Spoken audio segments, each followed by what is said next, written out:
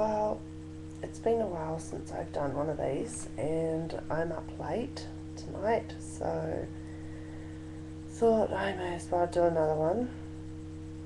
I think I haven't done one in about 2 weeks, so a lot's happened in the last couple of weeks. Some good, some bad. I guess I reached a couple of milestones. Well, one being that I drove over the Harbour Bridge, which has been a big problem for me. Since my first attack, I've only driven over it once, and I have a fear of driving over it now since my attack. Never had any problem in the past, but now I seem to. But I drove over it twice in one night, and I was okay. I was fine. There was somebody in the car, but I don't think I'm ready to do it on my own just yet. Another milestone that I've achieved, which I'm really proud of, is I managed to stay at home for, I think, just over 4 hours the other day by myself, which is quite a big thing for me because that is one of the biggest things that triggers my anxiety, is being alone. So yeah, it's quite good, and I'm very proud of myself. I guess I just managed, I just did it. I was really nervous, but I just sort of cleaned and did some housework and kept myself occupied, Facebook and all that sort of stuff. And then I felt a little bit tired, so I thought I'd go and have a nap.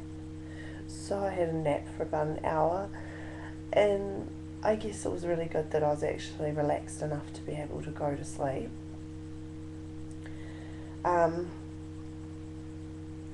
But then this morning I was driving by myself, and I sort of started feeling a bit anxious, and I felt my hands began to tingle, get like pins and needles, and I had a million thoughts running through my mind as I was driving, and I was obviously by myself. So I know that it's illegal or whatever, but I was texting my friend just to keep myself occupied because I didn't want to sort of pull over and then have to, I'd obviously go through a full-on attack if I had pulled over and allowed myself to. So I just stuck it out and carried on driving, texted my friend, and got to where I was going. It was pretty hard and scary because obviously I'm so afraid of having an attack, and then when I do have an attack I have a tendency to pass out. So I was really freaking out, but I just really didn't want to let it get to me and let it take over, so I just carried on. Yeah, so it's been pretty good. I have been feeling a little bit nervous and anxious all day. One of my closest friends, my mum, has decided she's moving overseas, and she's leaving in, I think, just over a week. So for me, it's quite hard because I'm just used to having her. She's been a real good help and good support through all of my personal stuff. And I'm really quite upset that she's going.